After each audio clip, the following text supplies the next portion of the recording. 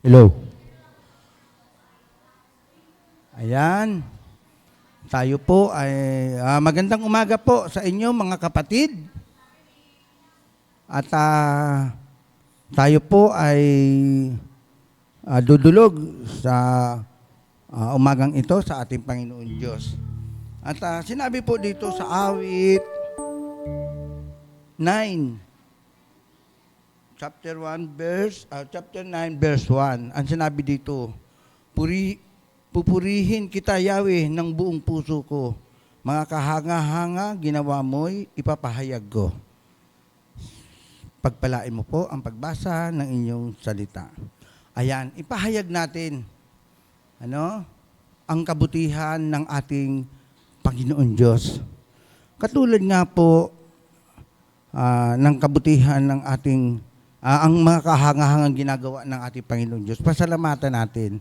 Dahil ligid sa inyong kaalaman kahapon po ay talagang may asong nakawala.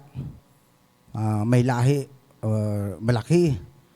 Pero salamat sa ating Panginoon Diyos sa pag-iingat niya sa akin na talagang pag-aakma niyang pagkakagat sa akin ay talagang binigyan ako ng karunungan ng Panginoon kung paano ko siya madidepensahan yung aking kaya pagkakagat sa akin, sinisipa ko siyang ganun.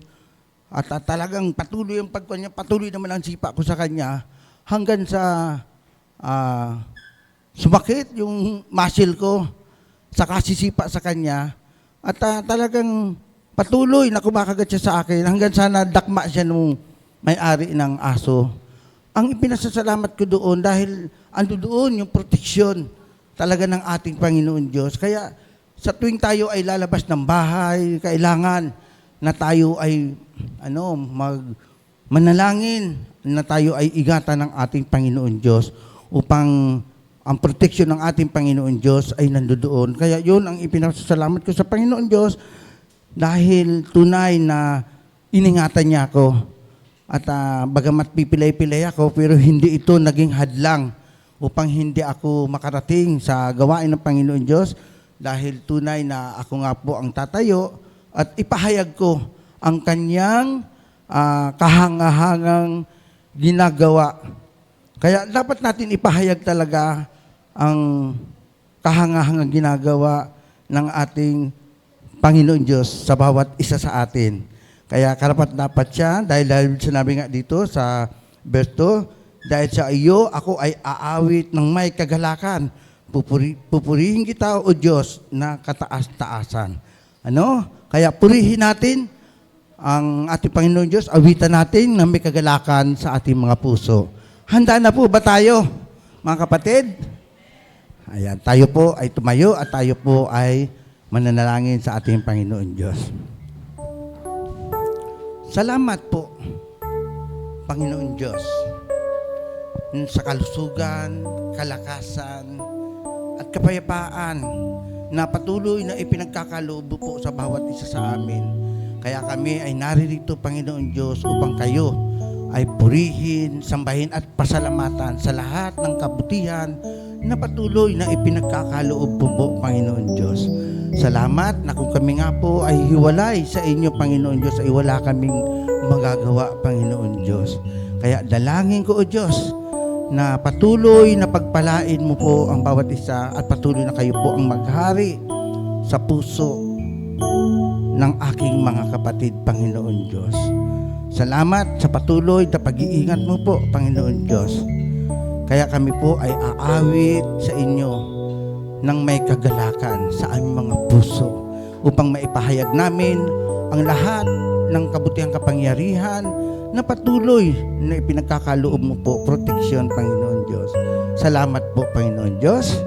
At sa inyo ko na po ipinagkakatiwala ang lahat, Panginoon Diyos. Ito pa ang samot dalangin sa pangalan ng Panginoong Jesus. Ang lahat ay magsabi ng Amen. Hallelujah. Thank you, Lord.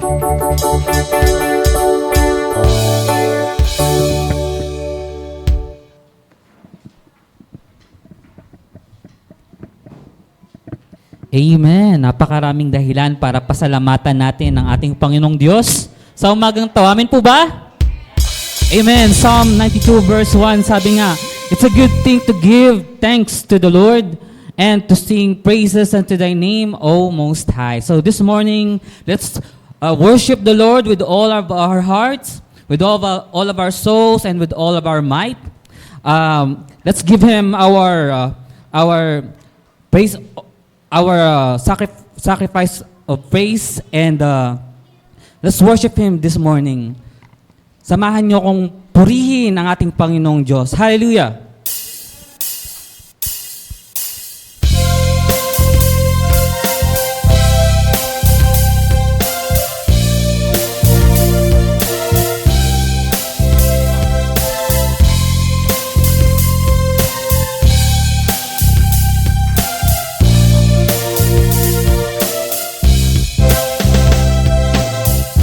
Come before you today,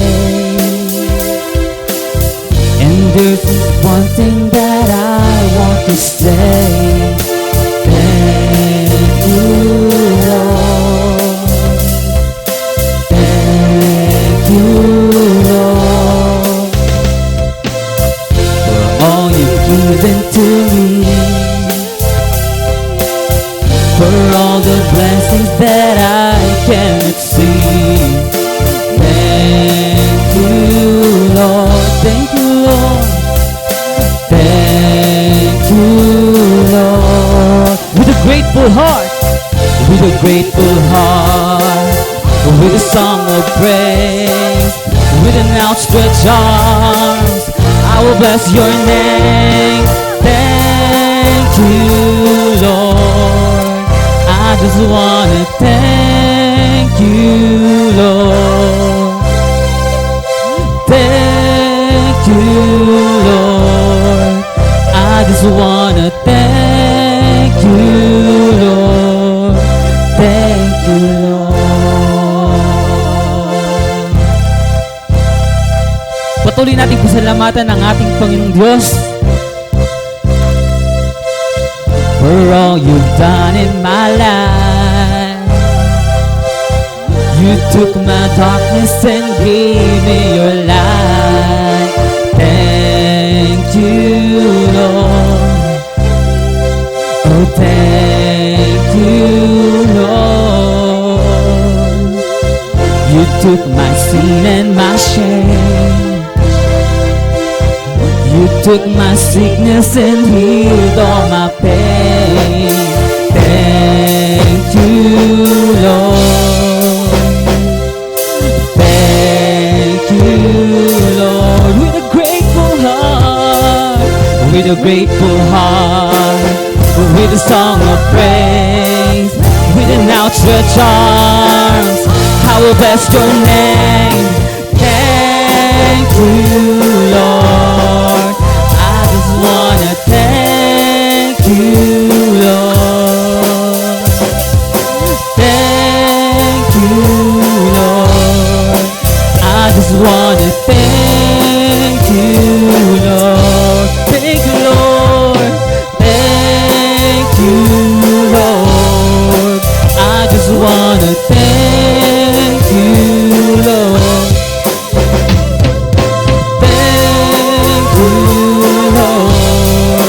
I just wanna thank you, Lord. Thank you, Lord. Thank you for everything, O Lord God. For all your love, for all your mercy, for all the protection you given to us, sa lahat, Panginoon, ng pagsubok na amin pong nakakaharap sa linggo-linggo, sa araw-araw. Thank you, Lord God. Hallelujah. Oh, hallelujah. Thank you, Lord. Thank you, Lord. With a grateful heart, with a song of praise, with an outstretched arm, I will bless your name. Thank you, Lord. I just wanna thank you, Lord. Thank you, Lord. I just wanna thank you, Lord.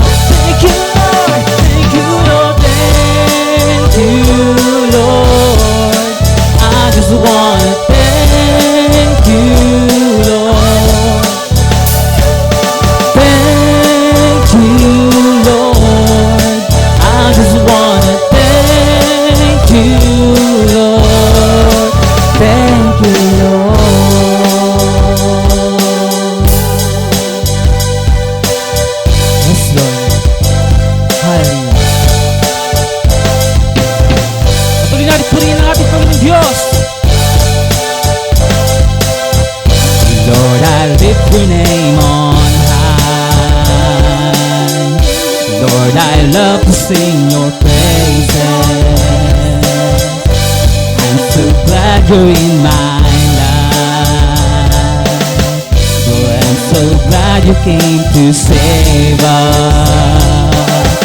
You came from heaven to earth to show the way, from the earth to the cross, my debt to pay, from the cross to the grave, from the grave to the sky. Lord, I lift your name on high.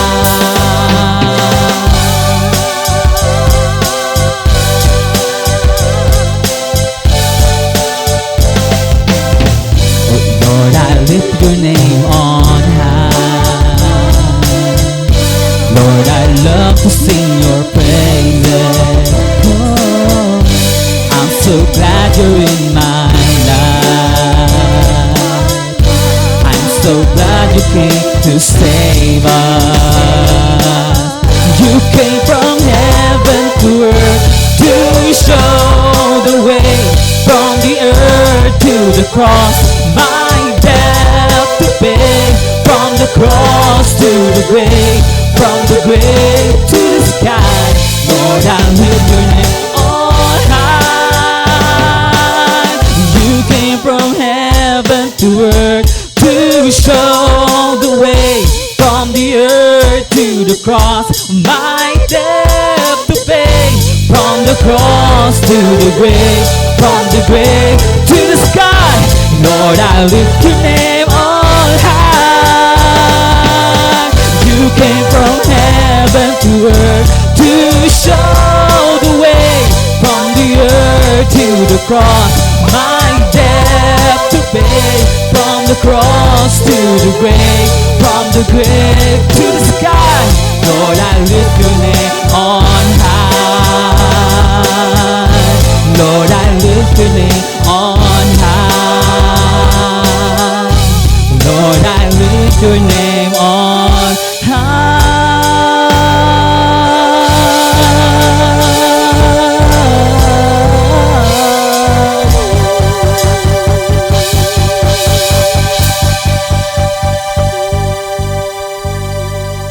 Yes, Lord God, tunay nga na wala po kaming ibang gagawin kundi itaas ang pangalan mo. Ano man ang mangyari sa buhay namin, sapagkat alam po namin na kami ay ligtas na dahil sa ginawa po ninyo sa krus ng Kalbaryo. Mula sa kalangitan, bumaba ka sa lupa, namuhay kasama namin at sinakripisyo niyo po ang inyong pong buhay upang kami ay tubusin mula sa kasalanan at sa kamatayan. Kaya kumatok man sa pinto namin ng kamatayan, Lord God, hindi po kami natatakot, hindi po kami nag-aalinlangan, sapagkat alam po namin na kami ligtas na sa iyong mga kamay. At wala pong mapaglagyan ang aming kaligayahan, ang aming pasasalamat sa umagang ito. Let's continue to give thanks to the Lord. Hallelujah.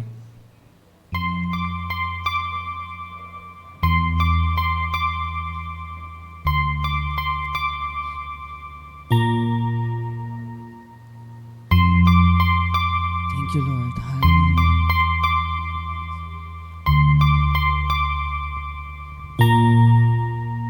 We give thanks with a grateful heart. Give thanks to the Holy One. Give thanks because it's given Jesus Christ, His Son. Give thanks with a grateful heart. Give thanks to the Holy One. Give thanks because He's given Jesus Christ, His Son. And now what do we say? I am strong. Let the poor say I am rich because of what the Lord has done for us.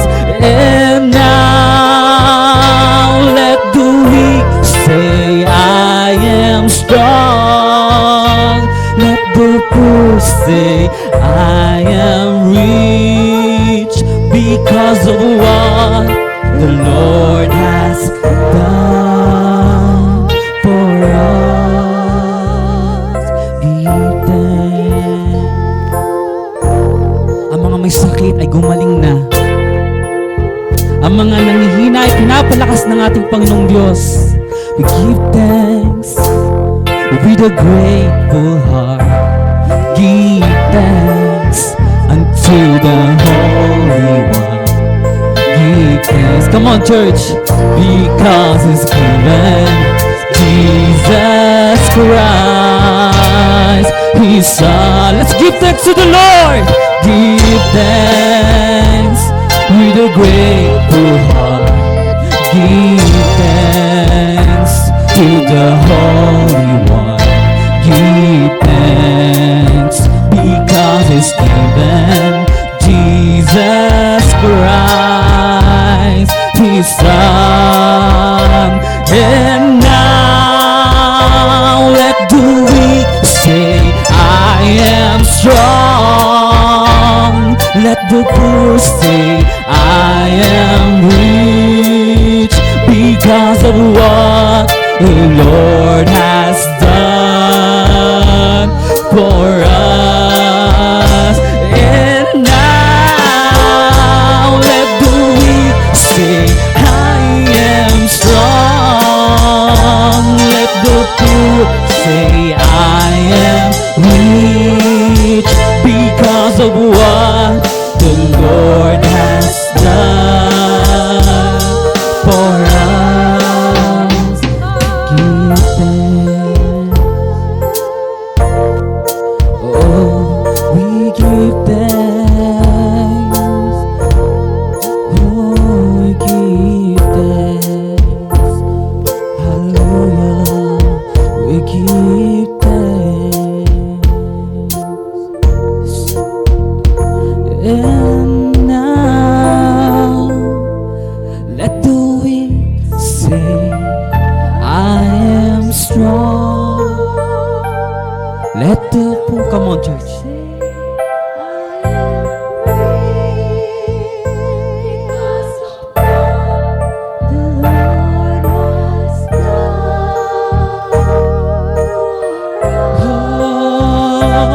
And now let the weak say, I am strong. Let the poor say, I am rich because of what the Lord has done for us. And now let the weak say, I am strong. Let the poor say, I am rich because of what the Lord has done for us. Give thanks. Ooh, we give thanks to you. Oh Lord, we give thanks. Let us clap our hands to the Lord. Hallelujah.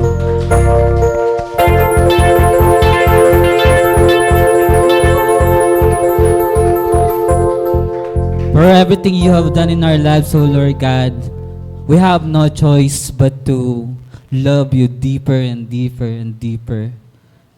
Thank you, Lord God, for everything you have done in our lives, for salvation, for healing. We love you, Lord God. Hallelujah. We love you, Jesus. Let us continue to worship the Lord in spirit and in truth.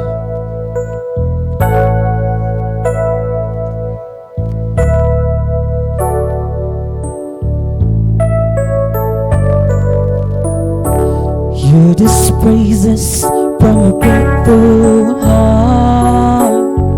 Each time I think of you, the praises start. Love you so much, Jesus. Love you so much. Lord, I love you.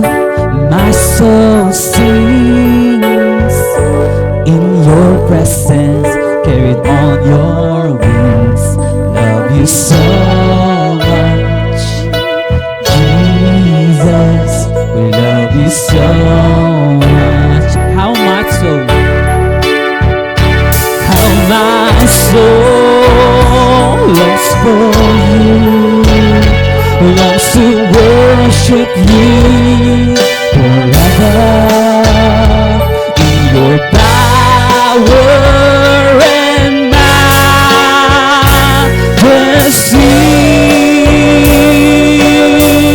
I lift my hands, lift my hands, lift my heart, lift my voice toward the heaven. For you are my sun and shield.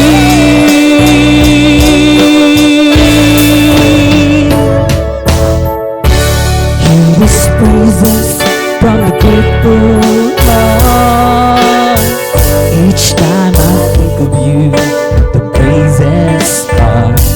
Love you so much, Jesus.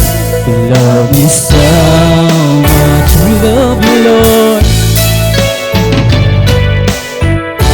Lord, I love you. My soul sings in your presence, carried on your wings. Love you so much, Jesus. Love you so much.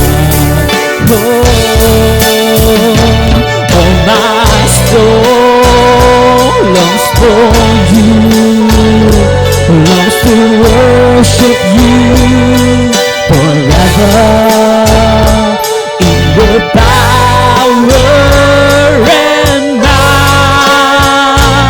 majesty.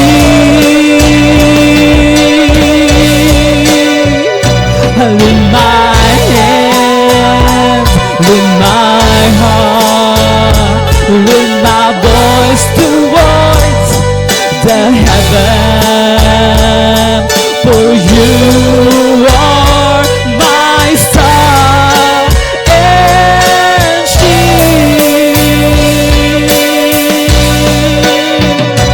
Now my soul longs for you, longs to worship you forever. Power and majesty.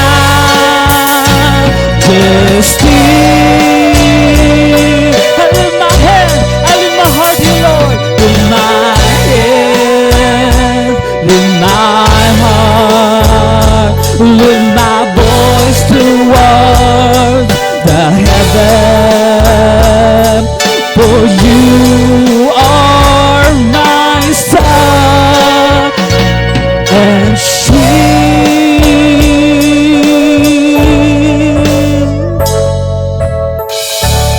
Hear these praises. Each time I think of you, praises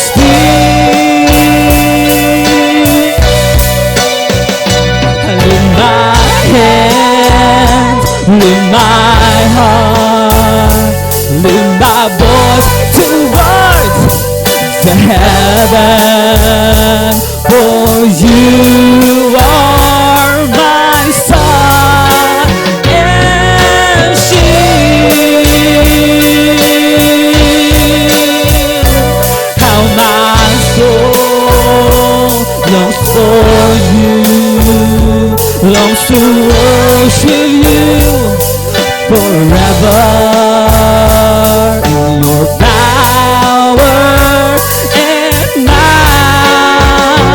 majesty.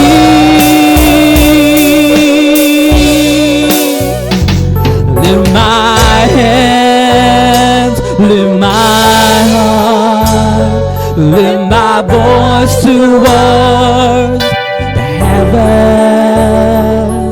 For you are my sun and shield.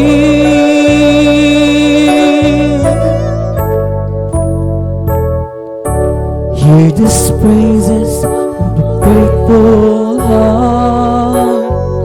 Each time I think of you, the praises start. Love you so much, Jesus. Love you so much. I love you so.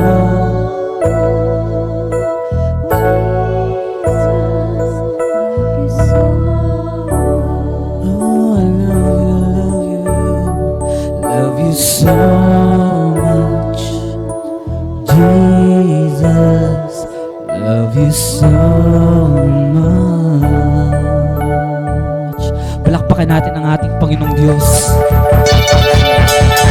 Ating Panginoong Jesus na lubos na minahal ng ating Amang sa langit. Purihin ka! Sambahin ang ngalan mo. Hallelujah! Thank you, O God. Salamat, Panginoon, sa inyo pong pagsama sa aming pong pagpupuri at pagsamba. And we pray, O God, na malugod ka sa aming pong pagpupuri. At kayo, Panginoon, ang maitaas, Lord God, ang pangalan nyo, ang inyong pong mga gawa. At higit sa lahat, Panginoon, ang aming mga pasasalamat, Panginoon, ay makarating dyan sa inyo sa kalangitan. Maraming pong salamat. Ito pong aming samot, dalangin. In Jesus' name we pray. Amen and amen. Hallelujah! Purihin ang Panginoon. Ganyan, batihin natin ang bawat isa ng may kagalakan sa ating puso.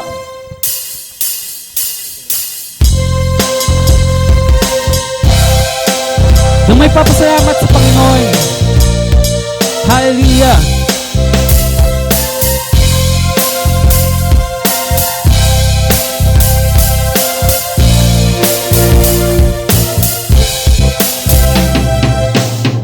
I come before you today, and there's just one thing that I want to say. Come on, church. Thank you, Lord. Thank you, Lord. Thank you, Lord, for all you've given to me, for all the blessings that I cannot see. Thank you, Lord. Thank you, Lord. Thank you. With a grateful heart, with a grateful heart, with a song of praise, with an outstretched heart. Oh, I will bless your name. Thank you, Lord. I just wanna thank you. I just wanna thank you, Lord. Thank you, Lord. I just wanna thank you, Lord. Thank you, Lord. I just wanna thank you.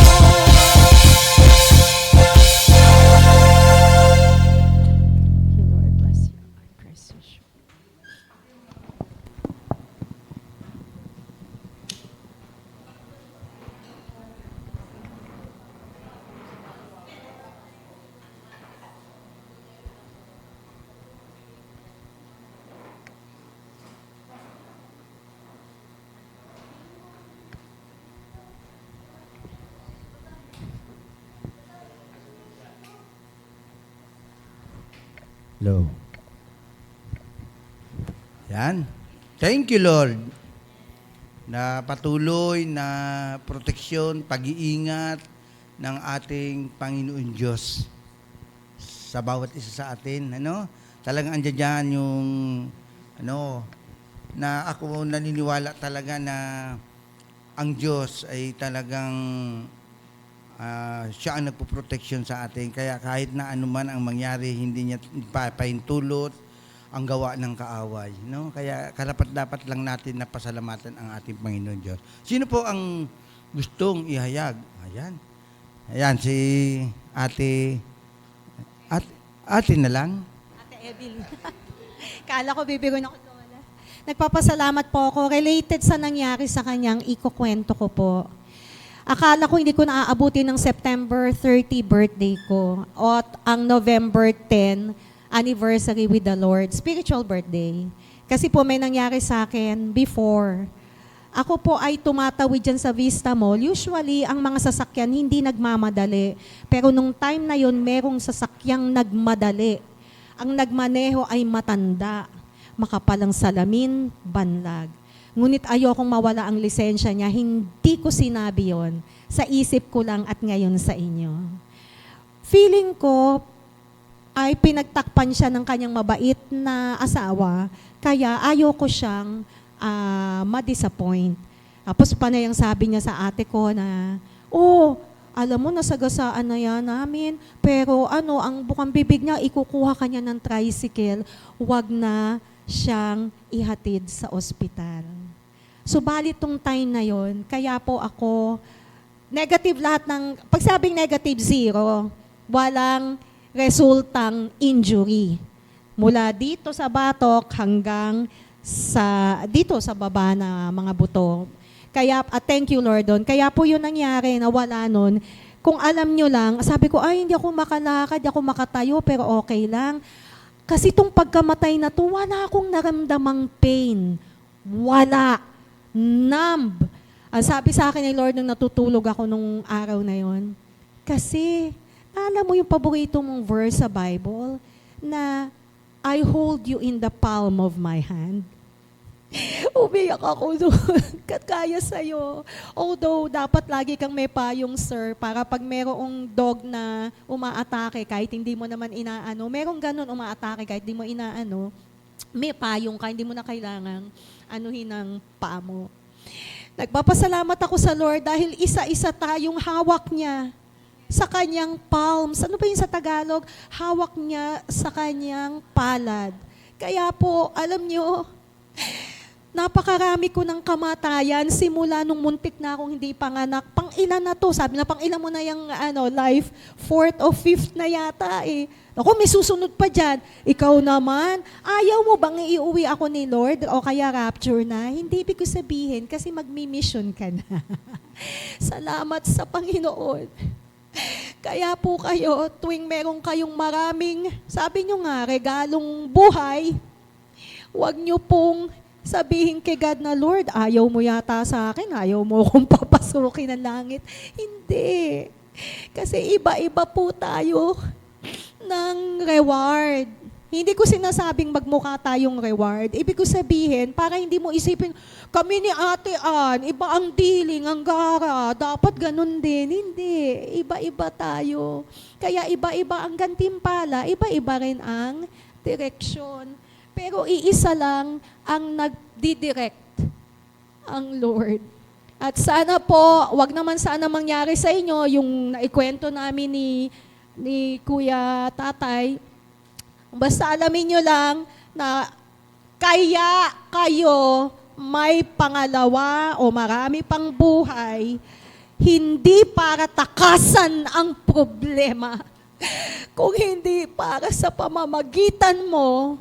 In the verse in Revelation, God has been victorious by the word of God, the word of testimony, and because we did not love our lives unto death. And I hope one day, sa awarding time na yon, kala nyo teacher's time lang awarding time ng mga Christian bago man o matagal na, ma-realize nyo, worth it pala. Na hinintay ko to. Hindi unfair si God at hindi siya sadista. Salamat sa Panginoon.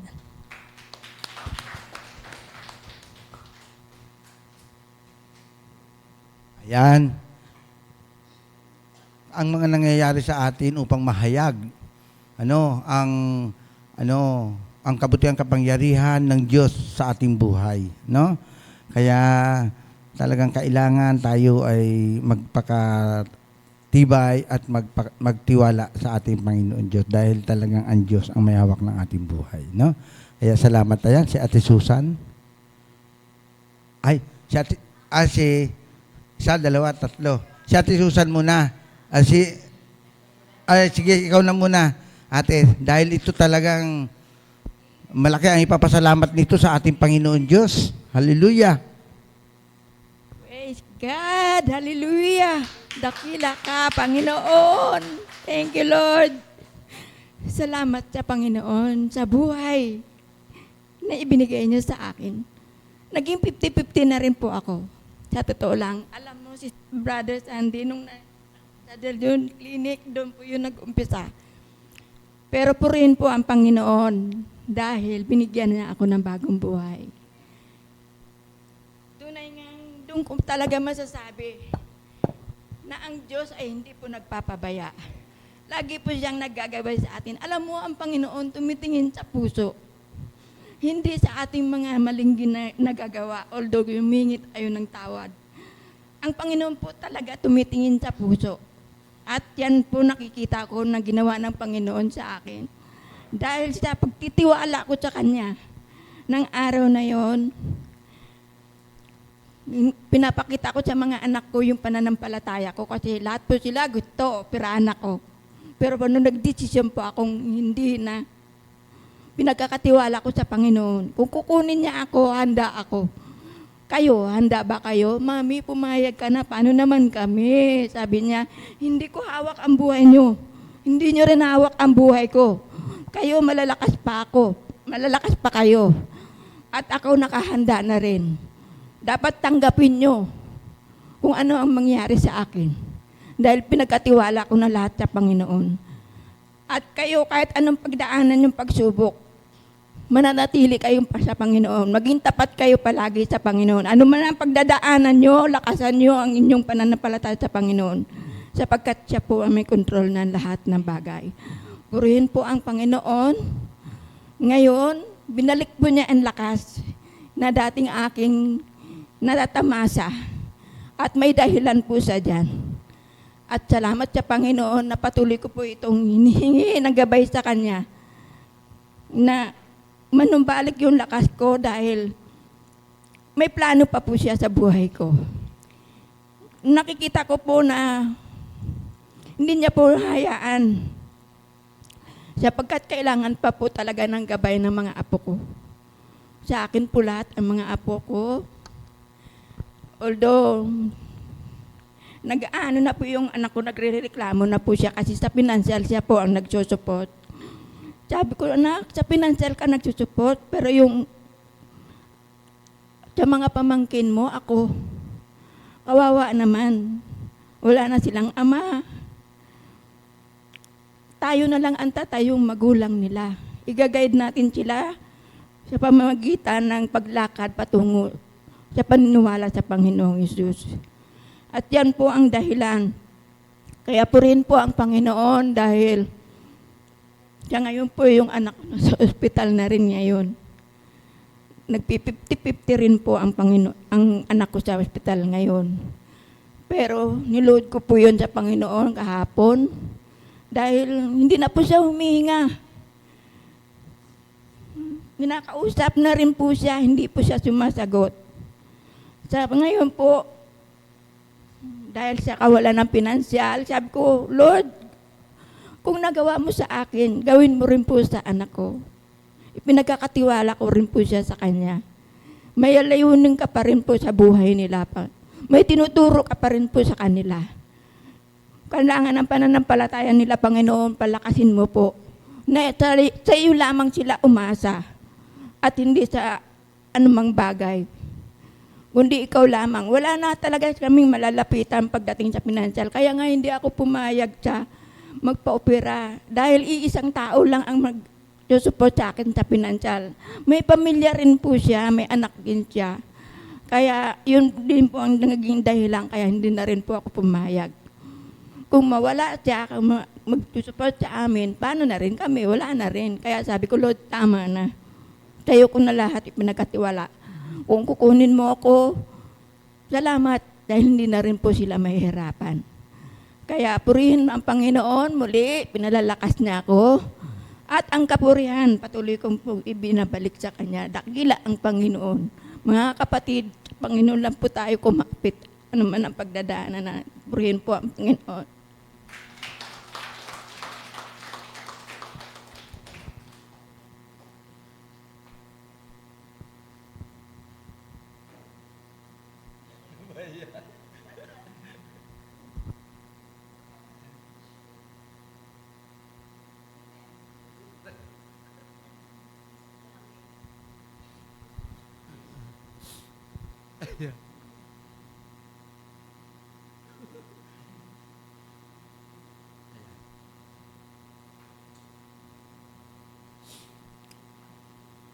Nakmasabi. Totoo po. Talagang sa Panginoon lang talaga tayo kumapit. Dahil hindi nagpapabaya ang ating Panginoon. Patuloy niya tayong alagaan. Sa Kanya lahat ng kapurihan. Yan. Next, si Ate Susan.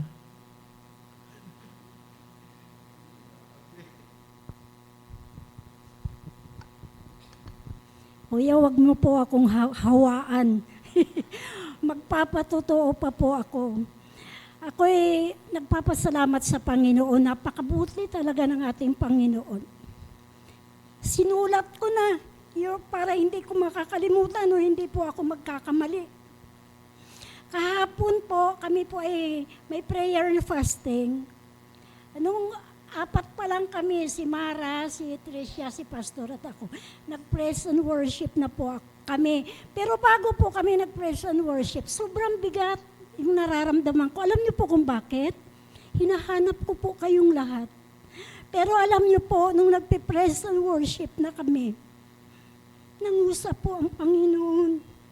Sabi niya, ang sabi niyo, mahal niyo ako. Sa aking pagbabalik, mayroon pa kaya akong madadatnan na tapat na naglilingkod sa akin. Alam niyo po ang Panginoon, iba-iba po yung kaparaanan natin sa paglilingkod. Pero lahat po yan mahalaga sa ating Panginoon. Sabi nga ni Ate Rose, kailangan lang po tayo maging tapat. Tapat na gawin ano man ang nais ng ating Panginoon. Sabi po niya, ang sino man makapagtiis hanggang wakas, siya ay maliligtas. Minsan tinanong ko ang Panginoon, sabi ko, Lord, ano po ang ibig sabihin? Yung sinabi mo, na hindi lahat ng tumatawag sa akin, Panginoon, Panginoon, makakarating sa kaharian ng langit. Sinagot na po ng Panginoon, maging tapat lang po tayo sa Kanya. Kaya nagpapasalamat po ako sa Panginoon. Sobrang saya ko po kahapon. Yung bigat, napapalitan po ng kagalakan. Kaya pinupuri ko po at pinapasalamatan ng Panginoon.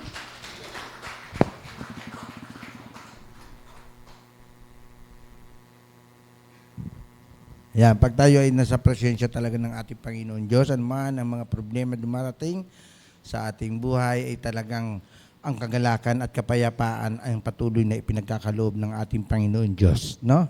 Kaya kahit na dumadanas na yung mga pagsubok, ipagkatiwala lang talaga natin sa Panginoon Diyos dahil ang ating Panginoon Diyos ay talagang maaasahan at siya ay mapagkakatiwalaan, no? Kaya salamat sa ating Panginoon Diyos. Mayroon pa po ba, Sister Pearly?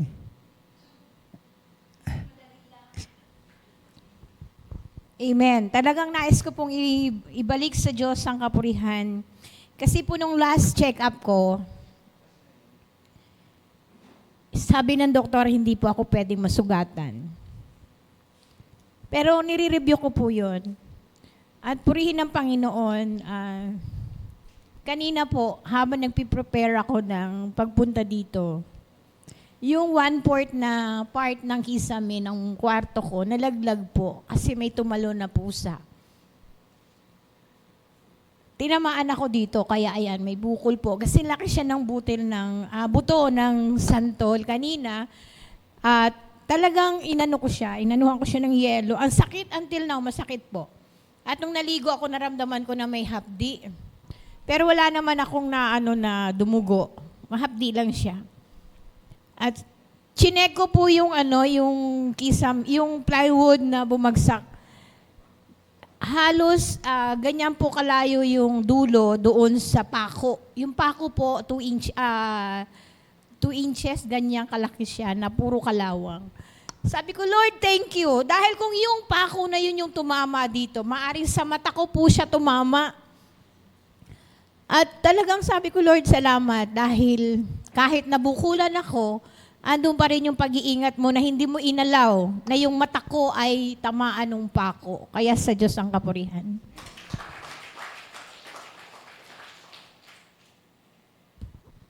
Ayan. Tunay na ang Diyos ang nagpo-protection sa atin. Ano? Kaya ngayon po, ihanda na po natin ang ating puso't isip sarili sa pakikinig ng salita ng Diyos at tinatawagan ko na po si Pastor Nonon Casimero. Palakpakan natin ang Panginoon. Hallelujah. Thank you, Lord.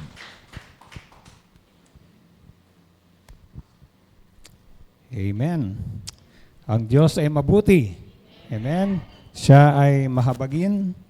At kahit tayo po ay may mga pagsubok na dinaranas sa kapahintulutan niya, alam natin na hindi po tayo pababayaan ng ating Panginoon. Amen? Naalala ko lang po yung isang talata sa Gawa, Kabanatang 2, patungkol sa mga unang mga mananampalataya. Na sabi doon na, they devoted themselves in prayer. No? So pag sinabing they, silang lahat. Okay? At pag sinabing devoted, sila ay talagang tapat sa panalangin. Kaya ako po ay nananawagan po sa inyo mga kapatid. No? Dahil kahapon nga po, meron po tayong congregational prayer and fasting. Na alam ko, ang iba sa inyo ay may mga responsibilidad na maaaring hindi nyo maiwanan. Pero ang akin lamang pong paalala po sa atin, kung tayo naman po ay kinakausap ng Panginoon, inuudyo ka ng Panginoon na dumalo, no? Hindi naman natin sinasabi na parate, tumugon po tayo sa Panginoon. Dahil yan po ay sabihin natin yan ay udyok sa atin ng banal na Espiritu. Well, nasa atin yun kung tayo ay tutugon o hindi. Pero pag tayo tumugon, yan po ay para din sa ating ikalalago. Amen? So, yun po ang aking paalala. At kahapon nga po talaga, we spent time sa prayer para po sa anak ni Nanay Rose na si Ann Rose. Dahil nung nakaraang Biyernes, siya po ay sinugod sa district, no, hindi ako nagkakamali. Dahil siya po ay high blood, nagsusuka, at nung siya po ay sinitiskan, meron pong blood clot sa kanyang ulo. Meron nang namuong dugo. At hindi po, ang sabi ng district, ay hindi po siya agad-agad ma-admit. 7 araw pa yata bago siya ma-admit, kaya inuwi nila ng bahay. At kahapon talagang alam ko na naintindihan ko yung kanyang asawa si Brother Richard na talagang alalang-alala sa kanyang asawa dahil kahit nung nasa bahay ay nasusuka. Kaya talagang naghanap pa sila ng ospital, no, private hospital na mapagdadalhan. Meron silang pinuntahang isang ospital. Pero kahapon ay tinawagan na rin po nila kami kasi may group chat kami kasama si Pastor, Sister Vicky, Teresa. dahil na rin sa mga dating mga ni-request nila sa prayer. At sabi nga namin, merong mga ospital na pwedeng pagdalhan. No? Nandiyan ang Perpetual, nandiyan ang... may mga sinuggest kami. Pero sabi namin, nasa inyo pa rin. At yung nga, dinala nga po siya sa isang private hospital dyan sa Tansa, yung Tansa Doctors, pero hinihingan po sila ng 500,000 na down. 70,000 para sa doktor. Kaya nakalungkot na dinala inuwi uli ni Brother Richard si Ann Rose. Dinala sa isang hospital din, pero kulang yung kanilang facilities. Hanggang kagabi, naghahanap po kami ng ambulansya na pwedeng maglipat sa kanya kahit sa isang private hospital. At salamat sa Panginoon dahil meron nakuwang ambulansya at ang huling naging desisyon, kasi pinapaubaya talaga namin kay Brother Richard. Meron nga po yata siyang tinawagan uli sa district at parang sinabi na meron na yatang slot. Kaya ang decision po talaga ni Brother Richard ay ibalik siya sa district. So nasa district hospital ngayon si Sir Ann Rose at kailangan po natin siyang hindi lang ipanalangin, pero alam ko rin po kasi yung kalagayan po nila financially. Kaya siguro hindi na rin talaga ma-desisyonan ni Brother Richard na dalhin sa private hospital. Ang parati niya kasing sinasabi, baka humingi na naman ng down payment. So, mamaya po magkakaroon po tayo ng special offering, no? Para po sa ating mga kapatid. At kung ano talaga inudyok ng Panginoon sa atin, gawin natin bilang pagpapakita ng ating pagmamahal sa ating kapatid. Okay? At syempre, itong araw po na to ay isang special na araw dahil ito po ay araw ng celebration ng anniversary ng ating daughter church sa BGCF Quezon. Nandun po nauna na po doon Sister Vicky, Sister Nicole. Si Pastor ay pumunta roon nung Friday. Kasama niya si Teresa, pero si Pastor ay medyo hindi rin maganda yung pakiramdam nung Friday na umaga, kaya gabi na sila nakalakad. Ganoon din si Teresa.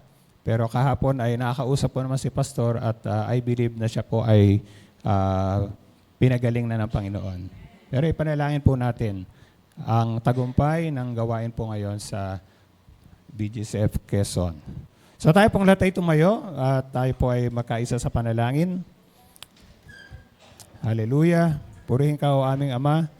Panginoon, kami po ay nakakaisang lumalapit sa inyo dahil sabi nyo nga, ano man ang aming pagkaisahan na talian dito sa lupa ay magaganap sa langit.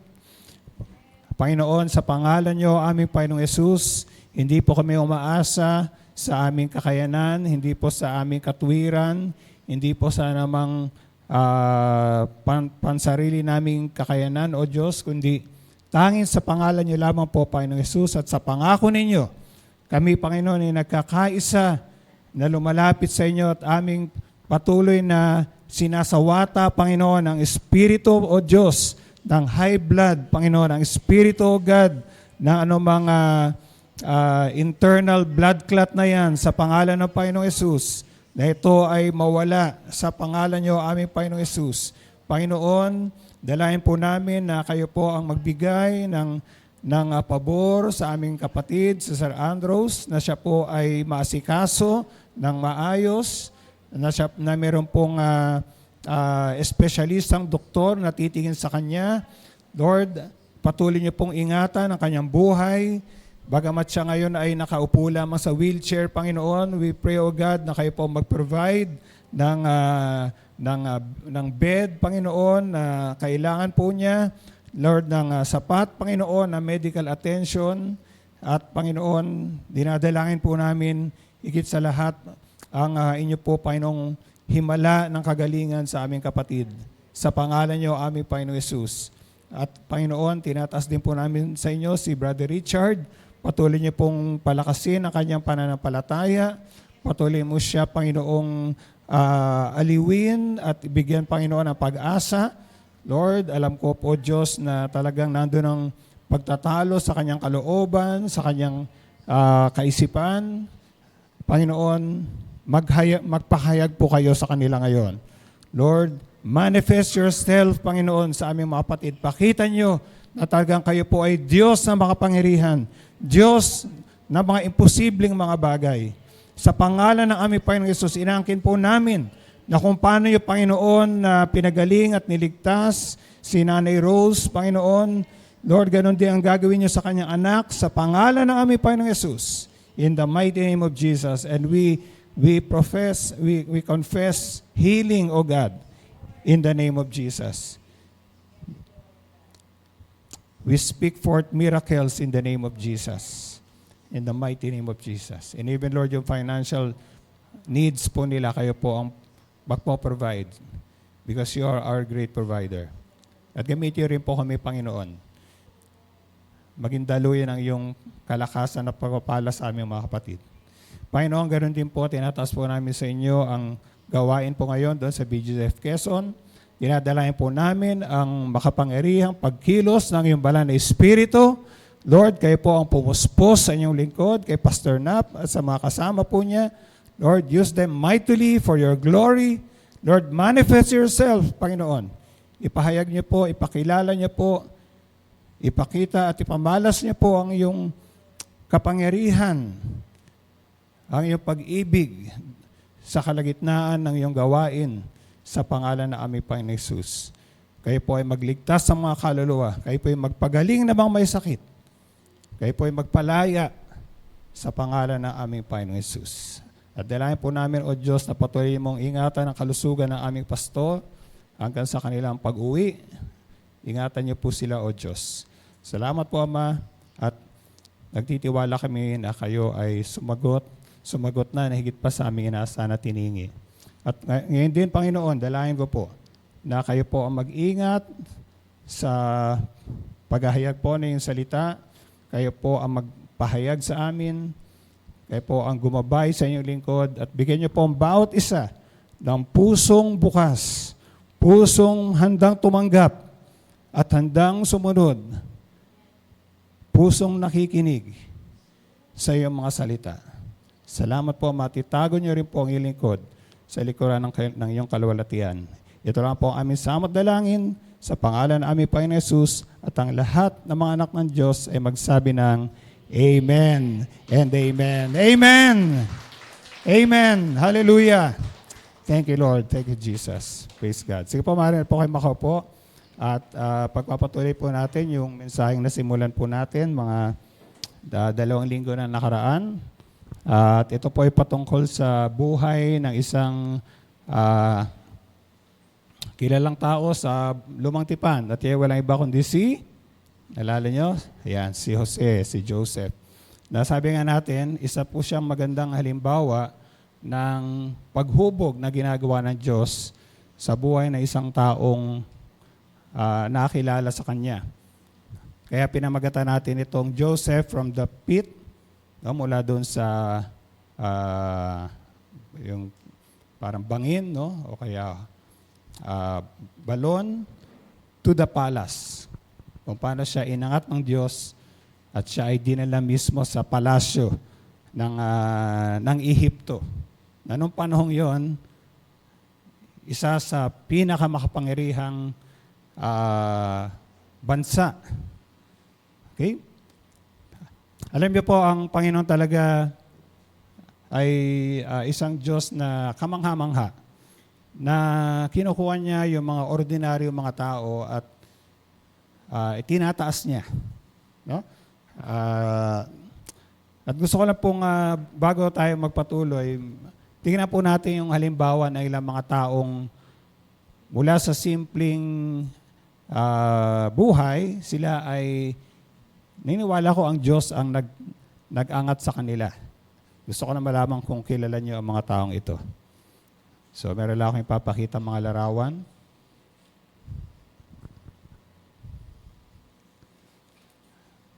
Sige. Yan. Kilala niyo po kung sino yan? Okay. So si Abraham Lincoln, siya po ay ika-16 na presidente ng US. Alam niyo ba si Abraham Lincoln ay merong humble beginning. Siya po ay sanay sa tinatawag na manual labor. Ang trabaho niya ay ang tawag doon ay rail splitter. Siya ay sabi ito, yung mga troso, no, ginagawa niya, yun ay, ano tawag doon? Yung chinachop niya, no? Meron siyang axe, no? Yun ay pinuputol niya. No? Yun ang trabaho niya.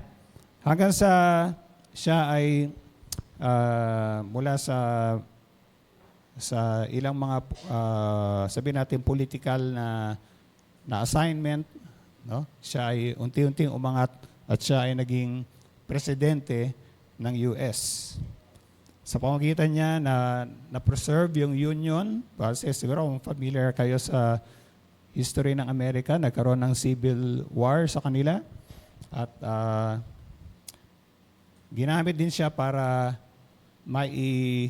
issue yung tinatawag ng Emancipation Proclamation na kung saan inabolish ang slavery sa Amerika. Okay? Sige. So, yung pangalawa, kilala niyo po yan? Okay. Yan ay si Nelson Mandela. No? Siya ang pinakaunang black president ng South Africa.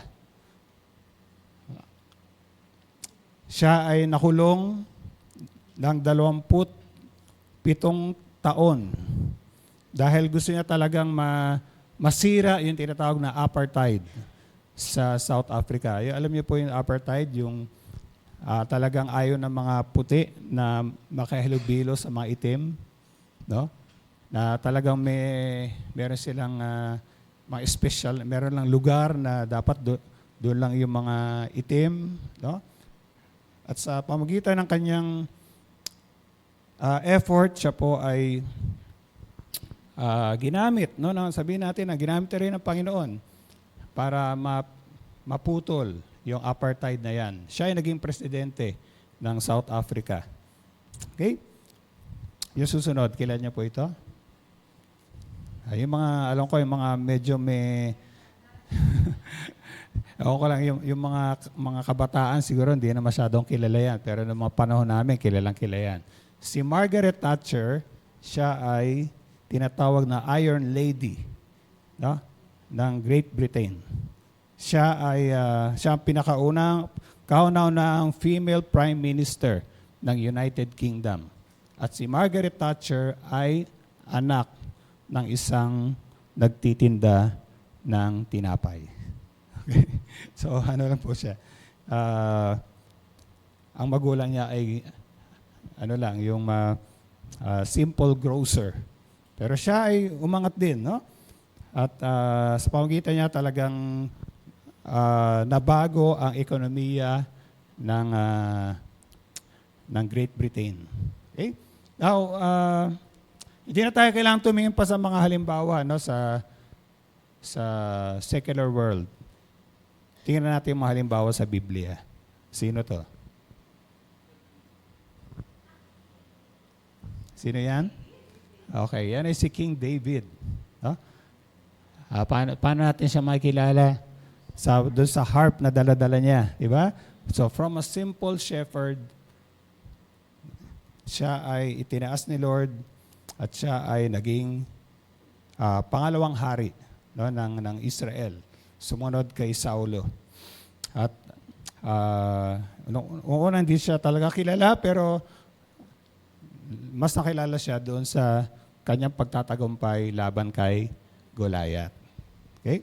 At yung mga, sabi nga, yung kanyang mga sinulat, no, yung mga awit, ay nagpapakita ng kanyang malalim na pagtitiwala sa Diyos. At yan ay nahubog yung during the years na siya ay nagtatago kay Haring Saulo. At pinakauli, ako lang, may kilala niyo to? Sino yan? Si Queen Esther. Okay? So, paano natin siya makikilala? Dahil ito yung pangyayari na nirisk niya yung life niya, kahit hindi siya pinapatawag ng hari, kasi may protocol sa kanila pag ikay pumunta sa harapan ng hari na hindi ka pinapatawag, pwede kang mamatay. Pero after 3 days of fasting, hindi lang siya at yung mga ibang mga Hudyo, lumapit siya sa hari at siya ay binigyan ng pabor. So itong si Esther ay isang ulilang babae, no? Wala na siyang magulang, siya ay inampon lang ng kanyang pinsan na si Mordecai. Pero merong palang plano ang Diyos dahil siya ay naging queen, no, ng Persia. At ginamit siya yung kanyang pagiging reyna para maligtas ang buong bayan ng wala na sila, I think wala na silang bayan no, yung lahat ng mga Israelita. Okay? So makikita natin diyan na talagang ang Diyos, tulad nga may sinabi sa Psalm chapter 75 sa verses 6 and 7.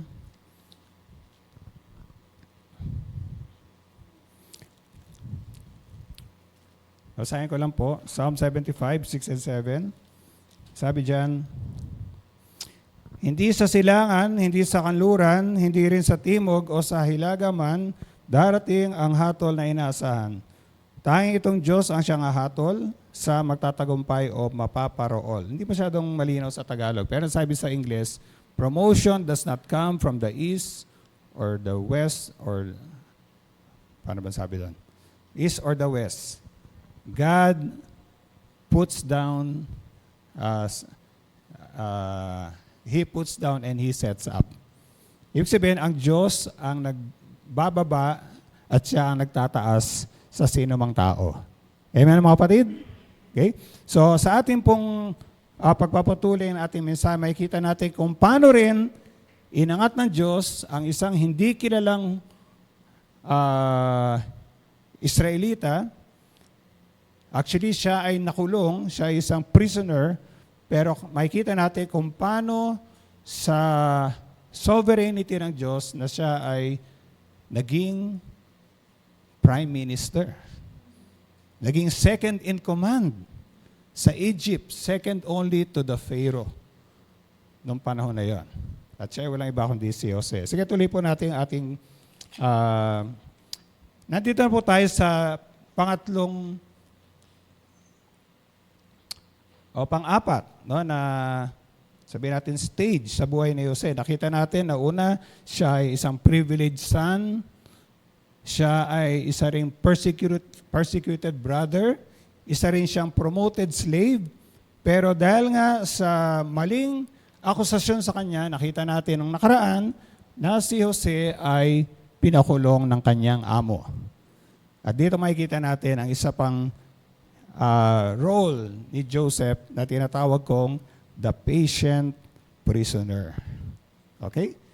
Isang matyagang bilanggo. At mabasa natin yan sa Genesis chapter 39. Ang gagawin ko lang po sa mga susunod na minuto, hindi na natin babasahin yung mga mahabang mga passages. Meron lang tayong pipiliin. Okay? Dahil gusto natin matapos ito ngayon. So alam natin na si Jose ay nakulong. Pinakulong siya ni Potiphar dahil nga siya ay inakusahan ng mali, no? Nung asawa ni Potiphar. At si Jose, babasa natin yan, magmula chapter 39, verse 21 hanggang chapter 40, verse 23, yung nangyari sa kanya sa kulungan. So sabihin natin, yun ay isang malaking pagsubok o sabihin natin problema, no, sa buhay ni Jose. Na siya ay bilang katiwala, no, ni Potiphar, no? Siya ay naging isang bilanggo. Pero alam niyo mga kapatid, makikita natin sa yugtong ito na merong pa rin magandang ginagawa ang Diyos sa kabila ng ating mga problema. Amen? Sino rito may mga naranasang problema sa buhay niya ngayon? Amen. No? Maring hindi malaking problema, maring medyo medium lang. Pero meron sa atin talaga mabigat ang problema kinakaharap. Katulad ng naranasan ngayon ng ating kapatid si Sir Andros. Na nakita ko talaga kung paano yung asawa niya ay talagang halos nawawala na talaga ng pag-asa. Pero kinakausap na lang talaga namin nila Pastor, nila Brother Spock, Sister Vicky, para lang talaga mapalakas ang loob niya. Pero ang totoo niya mga kapatid, merong mga opportunities na ibinibigay ang mga problema. No? May nagsabi na mas marami daw tayong matututunan at mas lalago tayo sa gitna ng mga adversity kaysa sa mga panahon ng prosperity. Naniniwala po ba kayo doon? No? Mas marami tayong matututunan at mas lalago tayo sa panahon ng mga problema at pagsubok kaysa sa mga panahon na wala tayong masyadong problema. I believe, no? Kasi naranasan ko rin yan. Yung mga panahon na ako'y nagkakasakit, yung mga panahon na nakaranas ako ng pag-uusig, no? Yun yung mga panahon na marami akong natutunan at maraming binago ang Lord sa akin. Amen? Now, ano ba yung mga oportunidad na maibibigay ng mga problema? What are the opportunities offered by problems? Una, growth in character. Paglago sa ating character o sa ating sabihin natin pagkatao. Okay? Tingnan natin yung buhay ni Jose. Sabi ko nga, mabilisan na lang to. Pero nakita ko na merong mga katangian na hinubog ang Diyos kay Jose habang siya ay nasa kulungan. Ano yun? Una, Joseph developed patience. No? Nagkaroon siya ng katsagaan. At alam niyo ba mga kapatid, ang patience sa Bible, dalawang bagay yan. Minsan nababasa natin yung salitang perseverance, minsan nababasa natin yung salitang endurance. No? Ano ibig sabihin ng perseverance at endurance? Meron lang konting pagkakaiba dyan. Ang perseverance ay nagpapatuloy ka sa kabila ng mga pagsubok at problema. Amen? So, nagtsatsaga ka, nagpapatuloy ka pa rin. Kahit ang dami mga hindi magandang nangyari sa iyo, patuloy ka pa rin sa pagsunod mo kay Lord. Okay? Amen mga kapatid? Yung endurance ay yan naman yung pagtitiis.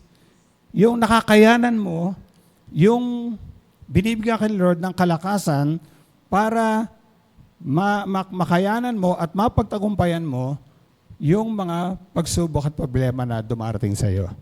So medyo may konting konting difference. Ang sabi sa Bible, James chapter 1, titingnan na lang ako dito dahil wala pala ako rito.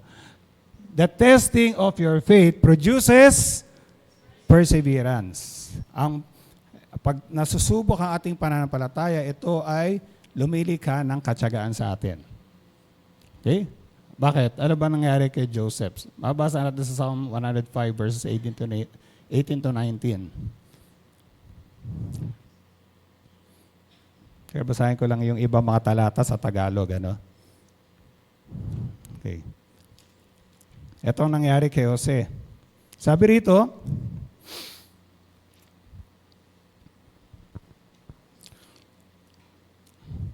mga paa nito ay nagdanas ng hirap ng may kadena, pinapagkwintas ng kolyar na bakal pati lieg niya. So yung palang ginawa kay Jose nung siya ay nakulong. Hanggang sa dumating ang isang sandali na siya isubukin itong si Yahweh, na siyang nangakong siya'y tutubusin. Okay. So, nagtanong ako gano'ng katagal kaya si Jose na nakulong? Medyo nag-research lang. At nakita ko na maaring nakulong siya for at least 2 years. Kasi yan sabi sa Genesis 41:1, 2 taon ang lumipas bago siya muling maalala nung tagatikim, nung inumin ng hari. Okay, mamaya makikita natin yung kwento na yon. Okay, so at least 2 years.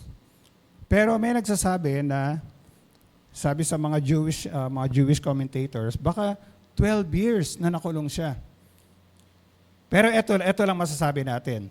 Mula nung panahon na si Jose ay pinagbili ng kanyang mga kapatid hanggang sa panahon na siya nakaalis na ng kulungan, ang sabi sa Genesis chapter 41 verse 46, nung siya ay nakaalis na ng kulungan, siya ay 30 years old. Okay? So, nung siya ay binenta ng mga kapatid niya, 17 years old siya.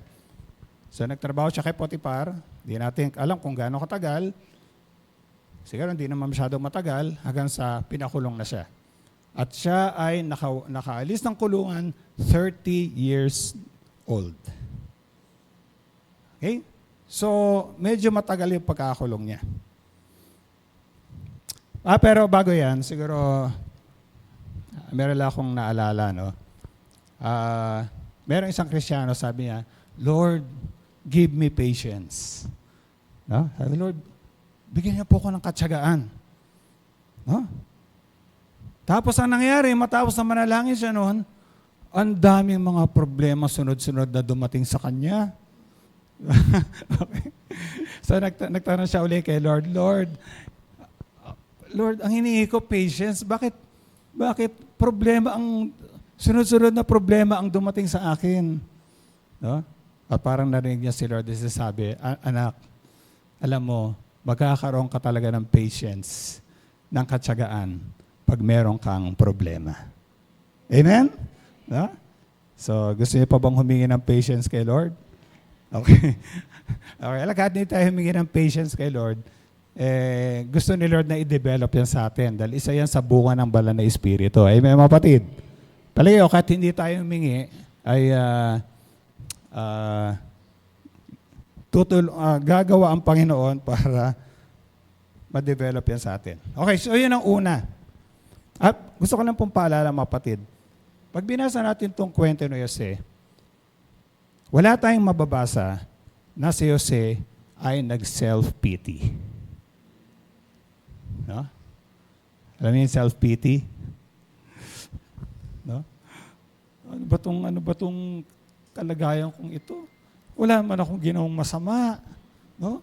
Lord, bakit ako pa? No, yung hindi siya nagkaroon ng awa sa kanyang sarili. Yan ang isang bagay na ating babantayan pag tayo ay nagkakaroon ng mabigat na problema. Yung tayo ay dumating sa punto na tayo ay maawa sa ating sarili. Alam niyo kung bakit? Self-pity is not productive. Hindi yan makakatulong sa iyo. Makakapagpahina pa yan sa iyo. Bakit? Dahil ang focus mo ngayon sa sarili mo. Imbis na ikaw ay nakafocus sa Panginoon, lalo mong tinitingnan yung kalunos-lunos na kalagayan mo. Lalo mong nakikita yung sa tingin mo ay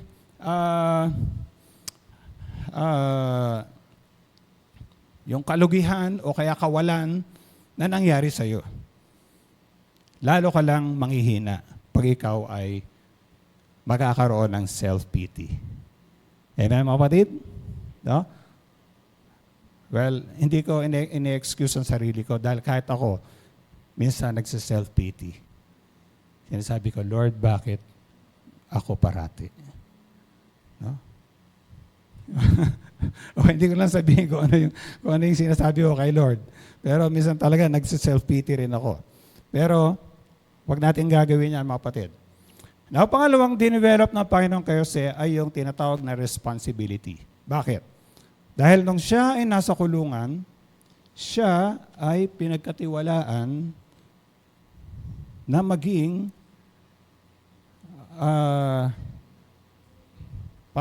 para siyang warden. Doon. Tingnan yung sinabi sa Genesis chapter 39. Okay. Sabi rito, Genesis chapter 39, verses 22 to 23.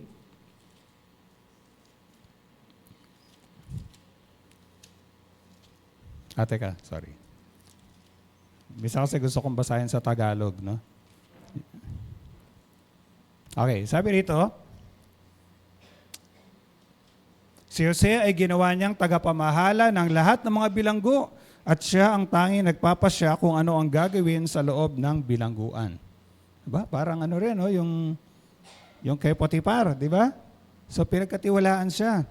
At hindi na halos naikialam ang bantay ng bilangguan sa ginagawa ni Jose sapagkat alam niyang si Yahweh ay kasama nito sa lahat niyang gawain.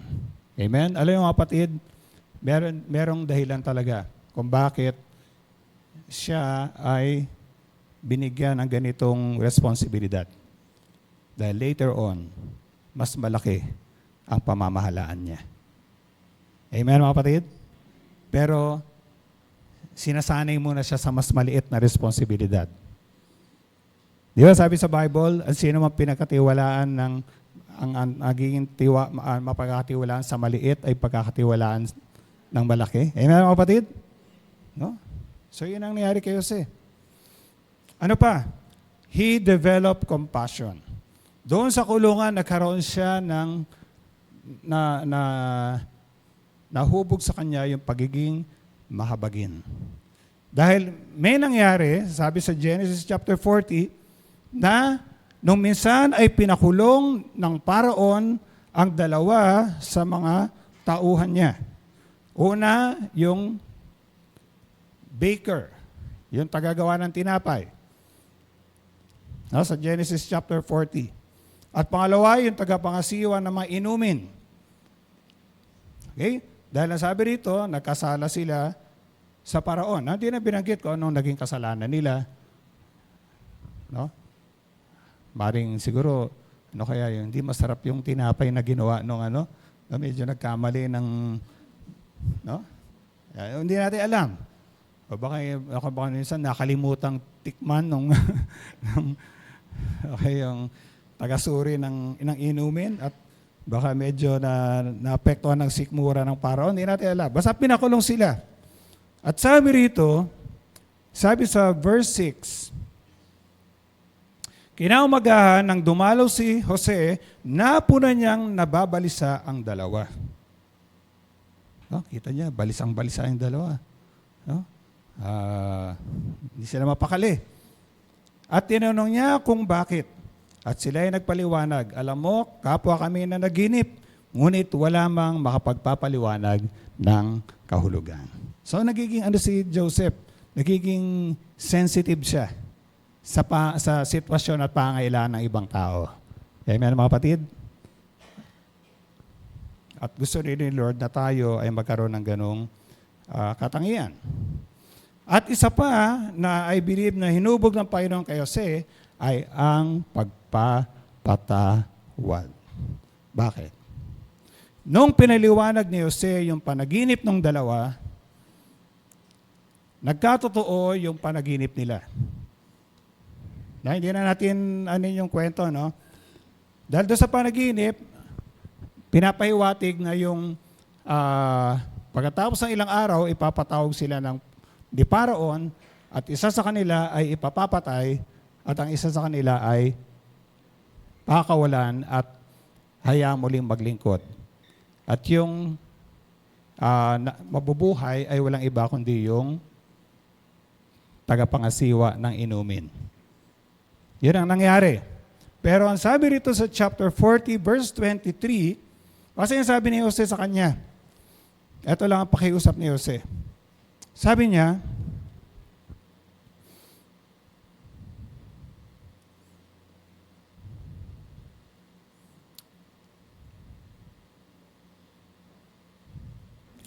sa verse 14, kaya kapag naroon ka na, ibig sabihin, pag siya'y pinatawag ng paraon, pinatawad at ibabalik sa akin tungkulin, kapag naroon ka na, banggitin mo naman ako sa paraon. Okay? Ano sabi sa verse 23? Ngunit siya'y nakalimutan ng tagapangasiwa ng mga inumin. Nakalimutan siya. Ganong katagal siya nakalimutan? 2 taon. Diba? Kung ikaw si Jose, ano kayang maramdaman mo? Ha, mga kapatid? No? Magmula nung nakalaya yung taong yon, siguro nag-aabang na si Jose. No? Nako, baka papatawag na ako ng paraon. Di ba? Lumipas ang mga araw, lumipas ang mga buwan, lumipas ang taon. 2 taon nung lumipas, nakalimutan siya.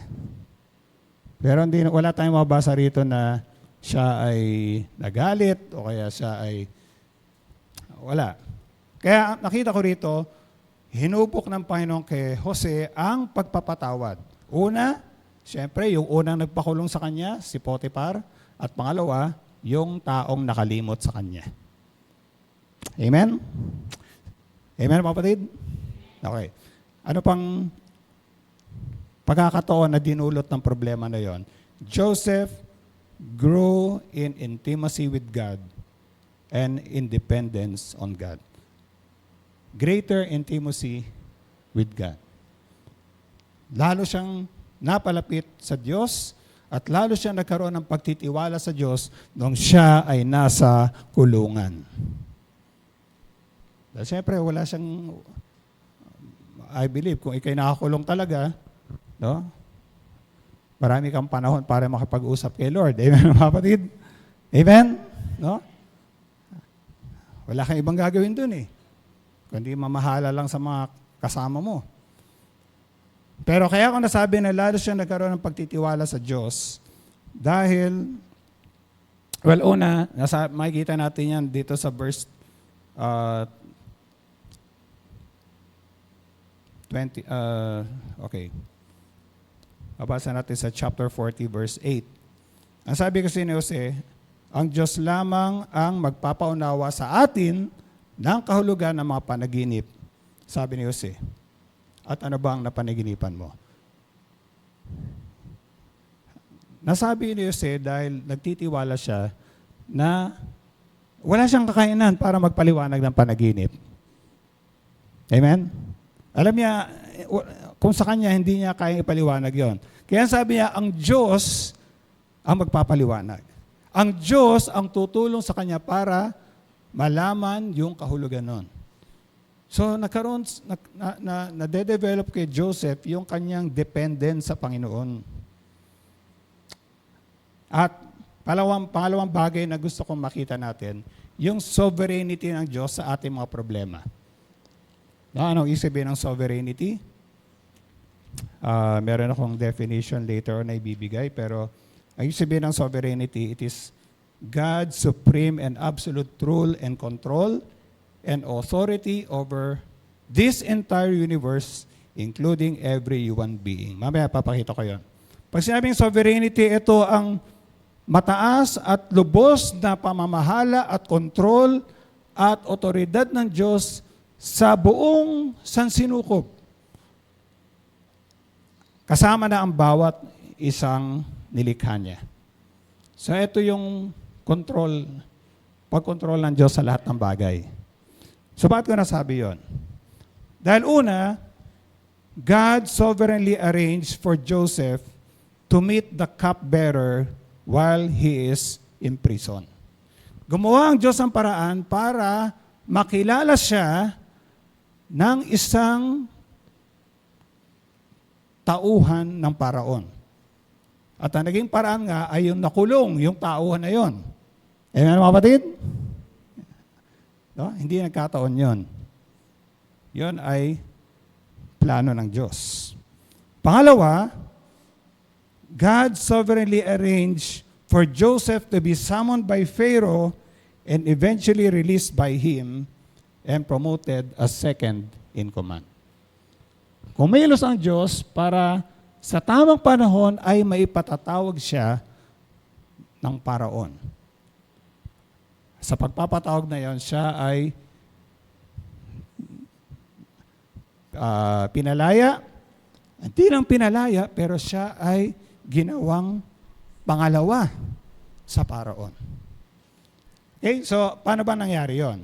Well, hindi na natin babasahin mga kapatid, pero mabasa natin sa chapter 41 na ang paraon ngayon ang nagkaroon ng panaginip. Alam natin yan, di ba mga kapatid? Nagkaroon siya ng panaginip, walang makapagpaliwanag ng panaginip niya hanggang sa nung narinig yun, nung tagapangasiwa ng inumin ng hari, naalala niya na nung siya nga ay nakakulong, merong isang tao na nakapagpaliwanag ng kanyang panaginip. Kaya nasabi nung taong ito, mahal na paraon, merong akong kilalang tao na nakapagpaliwanag ng panaginip. Noong sandaling yon, naalala niya si Jose. Okay? Mabasa natin yan sa chapter 41.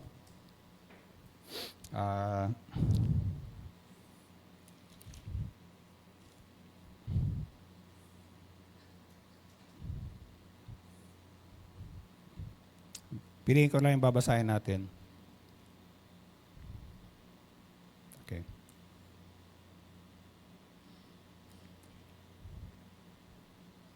Okay, ito ang sabi. Nung pinatawag niya si Jose, ito sabi ni Jose.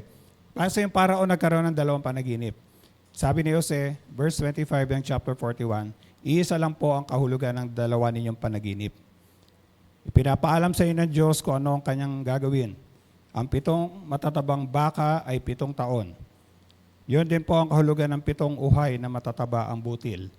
At ang sinasabi niyong 7 payat na baka at ang 7 uhay na payat ay mga butil ay 7 taon ng tagutom.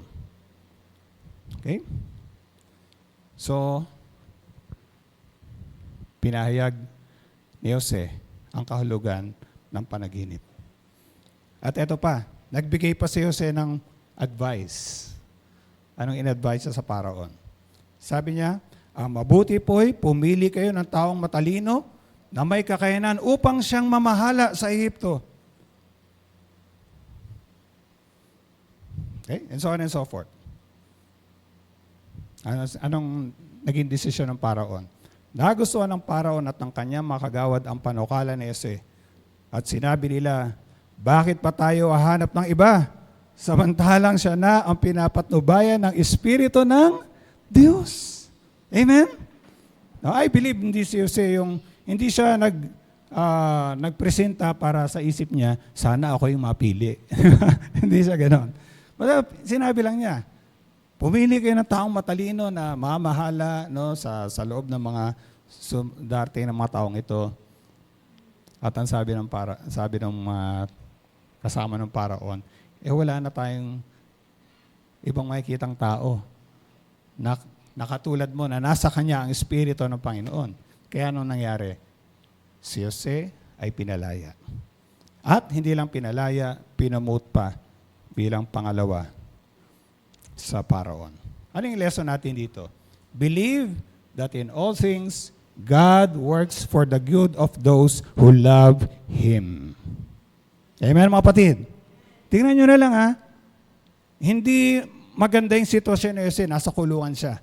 Pero habang siya pala yung nasa kulungan, ang Diyos ay gumagawa. Meron pala siyang plano. Amen. At din natin makikita yung katotohanan ng Romans chapter 8 verse 28. Na sa lahat ng bagay, ang Diyos ay gumagawa sa kabutihan ng mga nagmamahal sa Kanya. So, anong stage ng paghubog, ng magpapalayok sa isang luwad ang kinilalagyan ni Jose ngayon? I believe, nandiyan na yung centering, no? Naranasan ni Jose yung lalo siya nagiging malapit sa Panginoon habang siya ay nasa kulungan. No, lalong naka-focus, naka-center ang buhay niya sa Panginoon. Nandun yung pulling, no, na siya inaangat tulad ng isang luwad dahil binibigyan siya ng isang bagong responsibilidad na magsasanay sa kanya sa isang assignment in the future. Nandiyan din yung firing. Okay, siyempre sinubok yung patience ni Joseph doon sa matagal na panahon na nasa kulungan siya. At nandiyan din yung waiting. No? Kailangan siyang mag-antay sa kulungan habang hinahanda siya ng Diyos sa isang malaking gawain. So, siguro hanggang dito na lang ako na itong susunod. Baka hindi ko pa matapos ito dahil medyo mahaba pa lang kailangan ng oras dito. So, titingnan na natin yung... So, naunahan niyo mga kapatid ang pinaka-lesson sa yugto na ito sa buhay ni Jose. Na ang mga problema ay pagkakataon pala. Pagkakataon para tayo ay turuan ng Diyos at hubugin ng Diyos. Amen mga kapatid. Dahil kayang gamitin ng Diyos yung mga problema na yan para matupad ang layunin niya. Ang susunod, si Jose ngayon ay naging isang makapangyarihang prime minister. Mabasa natin magmula Genesis chapter 41. Na bakit natin sinabing makapangyarihan siya? Dahil mabasa natin sa chapter 41 verses 41 to 45. Ito nangyari sa kanya.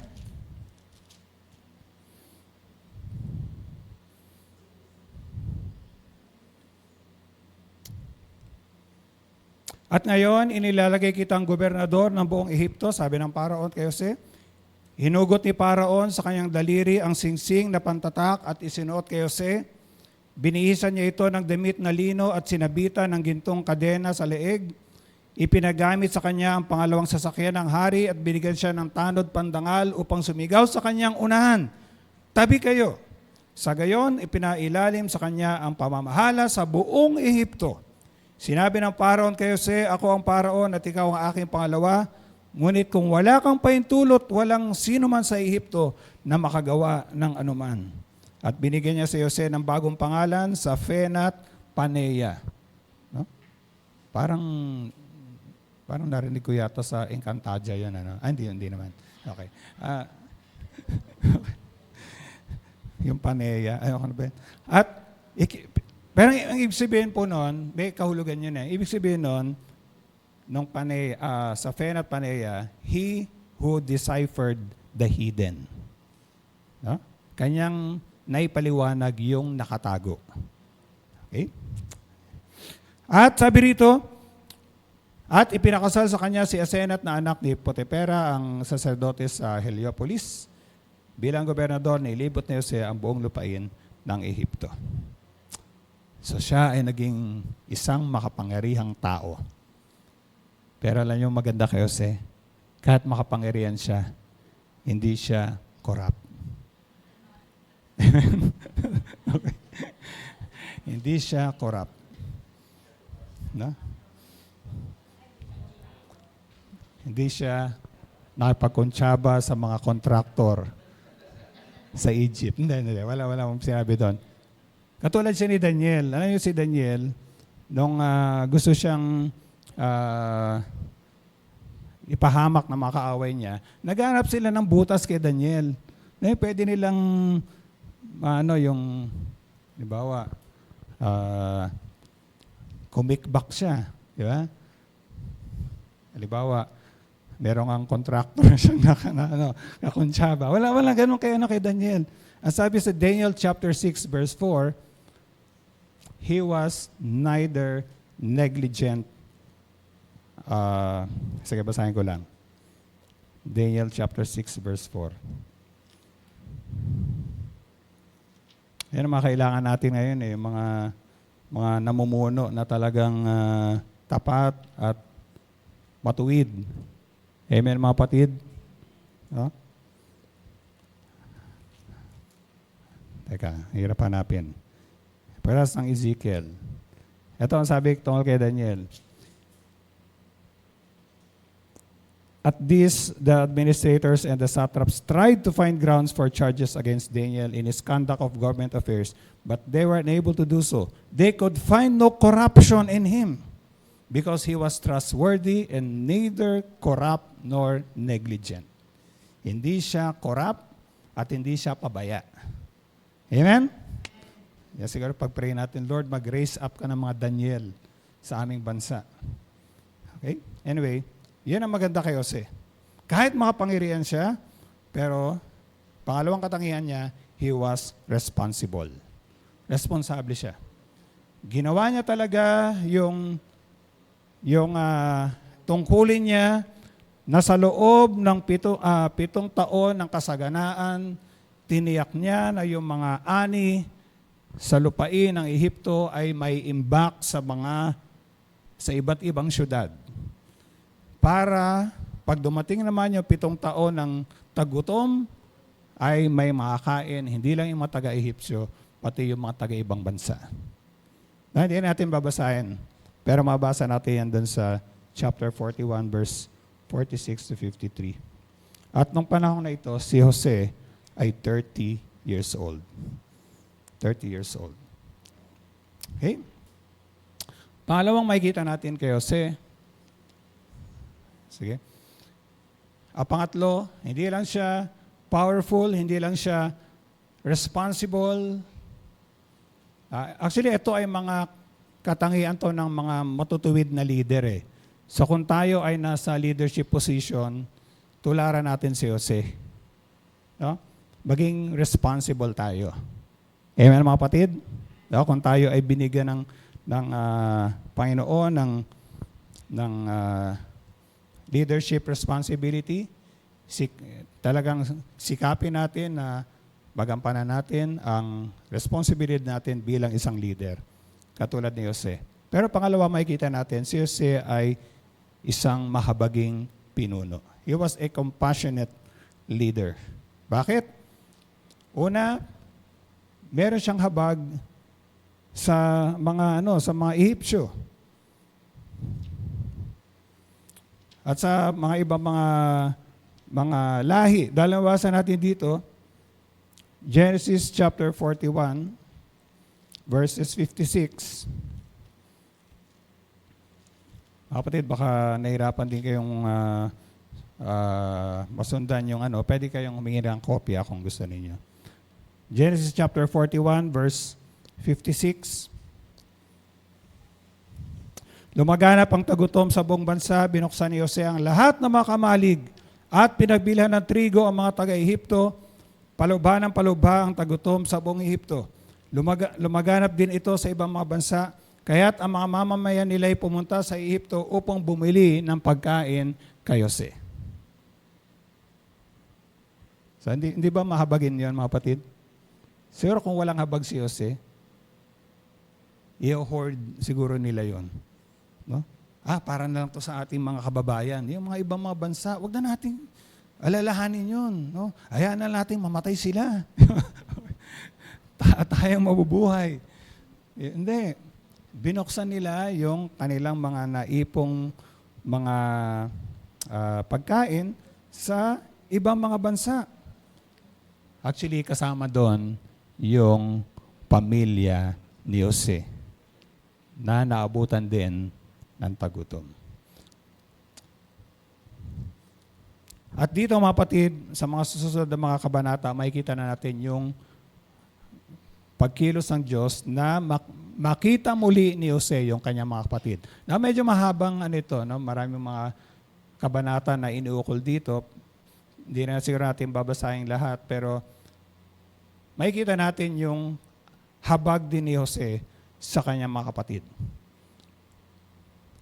So dahil nga umabot ang tagutom sa mga taga-Kanaan, dumating yung panahon na kailangan pumunta yung mga kapatid ni Jose sa Ehipto.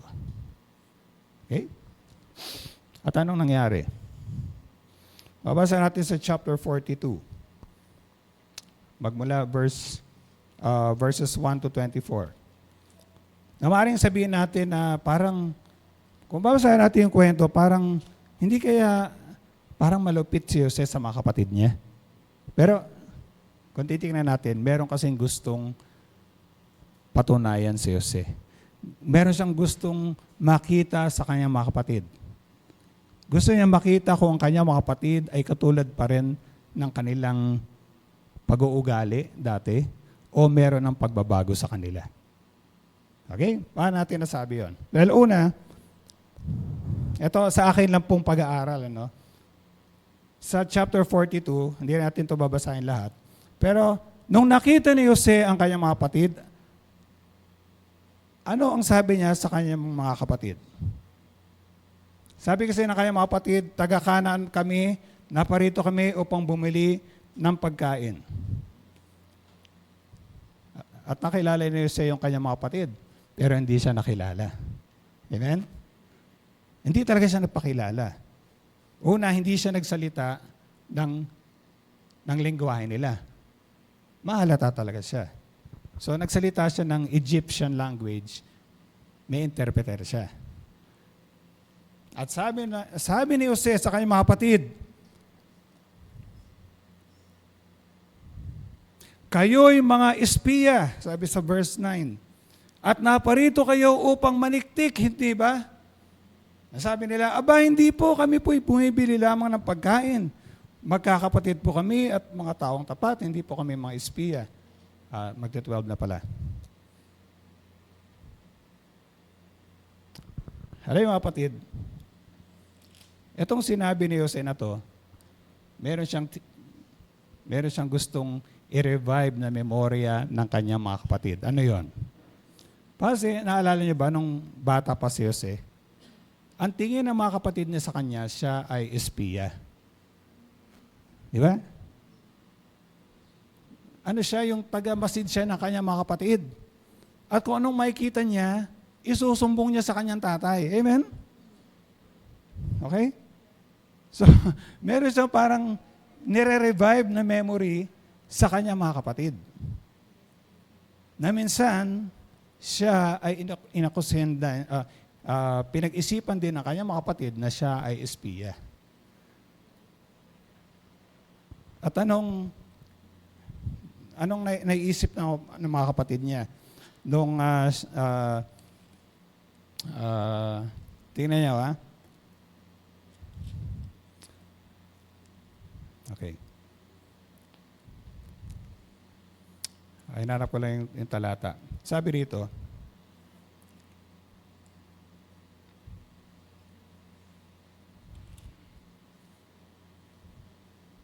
sa verse 31. Kasi after nun, pinakulong ni Jose yung kanyang mga kapatid. Talagang pinakulong niya. Pero hindi matagal. Nung sila nasa kulungan, ito sabi ng mga kapatid niya. Sa verse 31, nagbabayad na tayo ngayon sa ginawa natin sa ating kapatid. Nakikita natin ang paghihirap ng kanyang kalooban noon. Ngunit hindi natin pinansin ang kanyang pagmamakaawa. Kaya tayo naman ngayon ang nasa kagipitan. Amen? So, na-realize ang kanyang mga kapatid. Siguro, yung nagigilty na ngayon ng mga kapatid niya. Kaya siguro nangyayari sa atin to. Dahil, naalala niyo ba yung ginawa natin kay Jose? Baka nagbabayad na tayo sa ginawa natin. No? Okay mga kapatid? No? Now, parang sabihin natin, yung paraan ni Jose ay medyo hindi maganda, pero meron lang siyang gusto talagang gawin. Pero actually, pinakawala naman sila. May naiwan lang isa. Naalala nyo? May pinaiwang isa. At nung sila naglalakbay na pabalik, napansin nila na yung bayad nila doon sa binili nilang pagkain, nandun pa rin. Amen? Okay?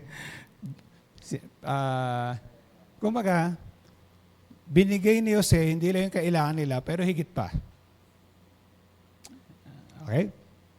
O sige mga kapatid, mahaba pala ito. So palagay ko, 1 linggo na lang, 1 linggo pa. No? Para matapos natin ito. Pero, nakakatuwa tong kwento na to eh. ano siya, yung kakaiba talaga kung titingnan natin. Okay? So, kaya actually, nung bumalik yung mga kapatid niya, kasi ayaw talaga silang pabalikin na ni Jacob, di ba? Dahil inaalala nila na, sabi kasi ni Jose, o sige, maiwan yung isang kapatid nyo. Pag uwi nyo, para patunayan nyo sa akin na talagang totoo yung sinasabi nyo, dalhin nyo yung bunso nyong kapatid na si Benjamin. Nung nalaman ni Jacob yun, ayaw niya pumayag. Hanggang sa napilitan na lang siya nung nawala na uli sila ng pagkain. Okay. So, pinabalik niya yung mga anak niya at ano man sa kalooban niya, pumayag na rin siya na sumama si Benjamin. Kasi meron pa rin isang anak niya na parang naggarantiya, akong bahala. At kung may mangyari sa kanya, akong mananagot. Okay? So anyway, medyo mahaba yung kwento ni Jose. Tutuloy na lang natin sa susunod na linggo. Okay lang mga kapatid? Okay? Sige. Tayo po'y manalangin. Panginoon, marami pong salamat muli sa umagang ito na kami ay tinuturuan nyo mula sa buhay na isa sa mga lingkod ninyo. Pinakita nyo po sa amin na meron pa rin kayong layunin sa mga problema, mga pagsubok na pinahintulot nyo po sa aming buhay. At sa buhay din ni Jose ay nakikita po namin ang mga katangian ng isang matuwid na namumuno. Na ito po ay nais yung tularan ng sino man din pinagkatiwalaan nyo ng ganoong responsibilidad. Panginoon, pinagkakatiwala ko na po ang iyong salita at ang aking mga kapatid sa iyong kamay. Sa pangalan ng aming Panginoon Jesus, lahat ay magsabi ng Amen and Amen. Amen. Amen.